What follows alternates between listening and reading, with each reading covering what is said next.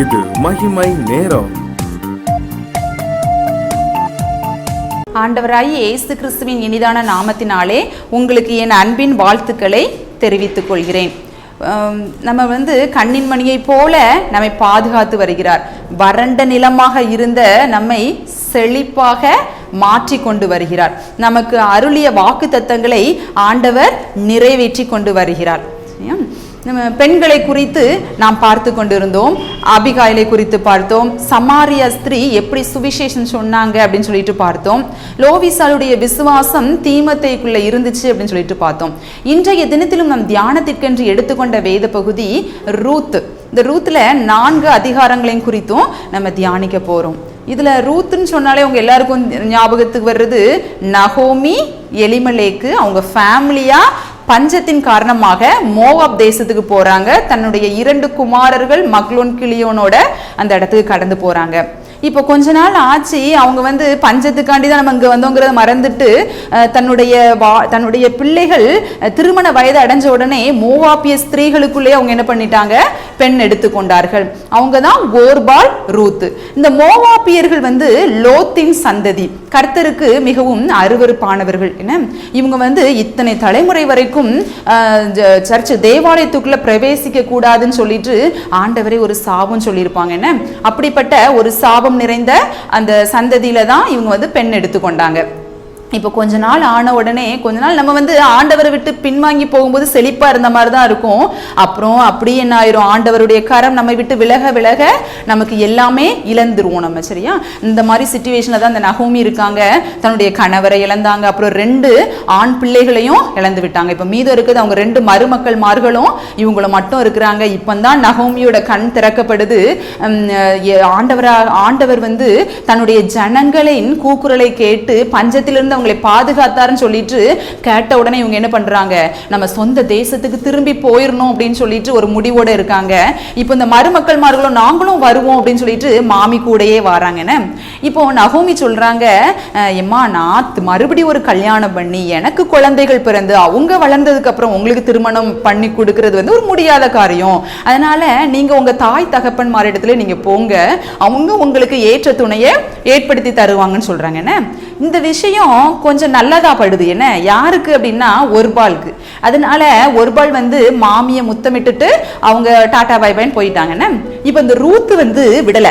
சரியா, இல்லை இல்லை, நீங்க எங்க போறீங்களோ அங்கதான் நான் வருவேன். உங்களுடைய தேசம் தான் என்னுடைய தேசம், உங்களுடைய ஜனம் தான் என்னுடைய ஜனம். அடுத்து சொல்றாங்க பாருங்க, அதான் மெயின், உங்களுடைய தெய்வம் தான் என்னுடைய தெய்வம்னு சொல்றாங்க. அப்படி உறுதியா பற்றி கொண்டாங்கன்னு இருக்கு. ஏன்னா கல்லையும் மண்ணையும் வணங்கிட்டு இருந்த அந்த ரூத்து இப்போ ஒரு மெய்யான தெய்வத்தை நகோமி மூலமாக கண்டுகிட்டாங்கன்னு. இப்போ அந்த தெய்வத்தை விடுறதுக்கு இந்த ரூத்துக்கு மனசு இல்லை. ஏன்னா பின்மாறி போறதுக்கு இந்த ரூத்துக்கு மனசு இல்லை. இந்த மெய்யான தெய்வம் தான் நான் ஆராதிப்பேன்னு சொல்லிட்டு அவங்க உறுதியா அந்த இடத்துல இருந்துகிட்டாங்க. அந்த உறுதியை பார்த்து தான் நகோமி என்ன பண்றாங்க, தன்னுடைய தேசத்துக்கு ரூத்தையும் கூட்டிட்டே போறாங்க. அப்போ இந்த ரூத்திட்ட இருந்து நம்ம கற்றுக்கொண்ட ஃபர்ஸ்ட் பாயிண்ட் என்ன அப்படின்னா, நம்ம ஆண்டவரை உறுதியா பற்றி கொள்ளணும், ஜெபத்திலே உறுதியா இருக்கணும், நமக்கு ஆண்டவர் தந்த ஊழியத்திலே உறுதியா இருக்கணும். ஆண்டவர் நம்மளை பிரதிஷ்டை பண்ணியிருக்கிறாங்க அப்படின்னா அந்த பிரதிஷ்டையிலே நம்ம உறுதியாய் இருக்கணும். ஆண்டவர் தந்த அபிஷேகத்துல நம்ம உறுதியா இருக்கணும். அடுத்த அதிகாரத்துல பாருங்க, இப்போ இந்த தேசத்துக்கு வந்தாச்சு. இதுல தேசத்துல யாரையுமே இந்த ரூத்துக்கு தெரியாது. ரூத் இப்போ வேலை செய்து சாப்பிட வேண்டிய கட்டாயம். சரியா, அதனால ஒரு வயலுக்கு எதேச்சியா போறாங்க. கீழே கிடக்கிற தானியத்தை பறக்கிறதுக்காக எதேச்சியா போறாங்க. அது பார்த்தா போவாசுடைய வயல். அங்க போய் கொஞ்சம் பொறுக்கிட்டு இருக்காங்க. இப்ப போவாஸ் சொல்றாரு, அவங்கள கூப்பிட்டு யாருலாம் விசாரிச்சு எடுத்து அந்த ரூத்தை பார்த்து சொல்றாங்க, நீ உண்மையா இருக்கிறத நான் அறிவேன் அப்படின்னு சொல்றாங்க. என்ன உண்மை? ஏன்னா வேற தேசத்துல இருந்து இந்த தேசத்துக்கு பொய் சொல்லல, திருடுறதுக்கு போகல, மாறா உண்மையா உழைக்கணும்னு சொல்லிட்டு வந்திருக்காங்கன்னு. அந்த உண்மையை பாராட்டுறாங்கன்னு.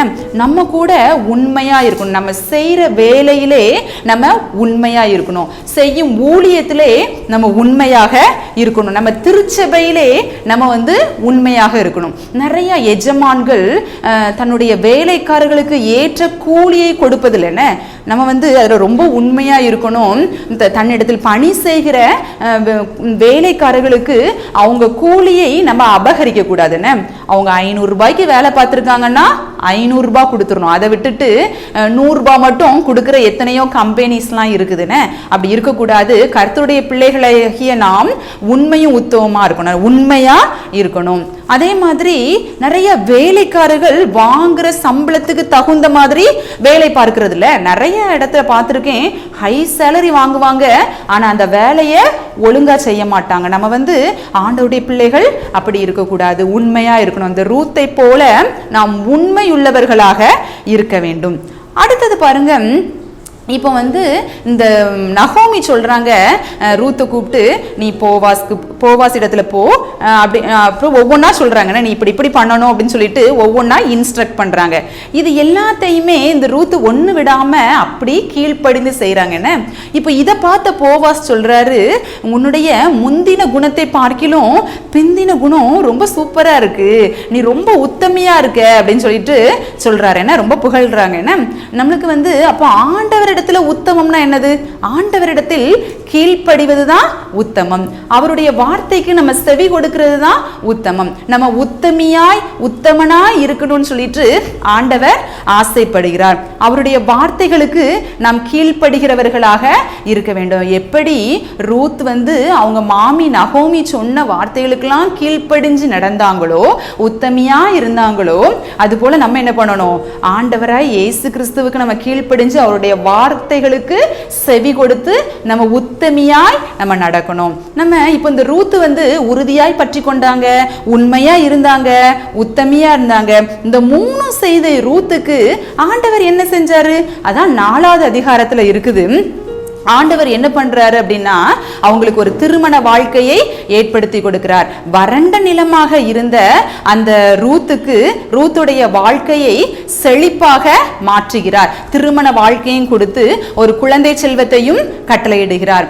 அந்த ஓபேத் ஈசாயோட அப்பா. என்ன ஈசாய் தாவீதோட அப்பா. இந்த தாவீதின் வம்சத்துல தான் ஆண்டவரே பிறந்தார். என்ன எவ்வளவு பெரிய உயர்ந்த ஒரு கிரீடம் மாதிரி ஒரு பிளெஸிங்கையே இந்த ரூத்துக்கு கொடுத்துட்டாங்க. அப்போ இந்த ரூத்துக்கு, மோவாபிய ஸ்திரீ ரூத்துக்கு கொடுக்கும் பொழுது ஆண்டவர் உங்களுக்கும் செய்ய வல்லவரா இருக்கிறார். ஆனா நீங்க பண்ண வேண்டிய ஒரே காரியம் என்ன? ஆண்டவரை உறுதியா பற்றி கொள்ளணும். அவருக்கு நம்ம உண்மையா இருக்கணும். அவருக்கு உத்தமியாய் உத்தமனாய் நம்ம நடக்கும் பொழுது ரெட்டிப்பான ஆசீர்வாதங்களை ஆண்டவர் தர வல்லவராக இருக்கிறார். கர்த்தர் தாமே உங்களை ஆசீர்வதிப்பாராக. ஜெபம். ஏசப்பா, இந்த ரூத் எப்படி உறுதியாக இருந்தாங்களோ அது போல் நாங்களும் உண்மை உறுதியாய் பற்றி கொள்ளுகிறோம். ஏசப்பா, நாங்கள் செய்கிற வேலையிலே, நாங்கள் செய்கிற ஊழியத்திலே நாங்கள் உண்மையாக இருப்போம் தகப்பனே. உம்முடைய வார்த்தைகளுக்கு நாங்கள் கீழ்ப்படிவோம். ஏசப்பா, நாங்கள் அப்படி உறுதியாய் உண்மையாய் உத்தமமாய் இருக்கும் பொழுது நீங்கள் ஆசீர்வதிப்பேன்னு சொல்லியிருக்கிறீங்களா? நீங்கள் எங்களை ஆசீர்வதிக்க போகிறபடியால் உமக்கு நன்றி. ஆமேன். இயேசுவின் மூலம் ஜெபிக்கிறோம் ஜீவனும் பரிசுத்தமுள்ள நல்ல பிதாவே. ஆமேன்.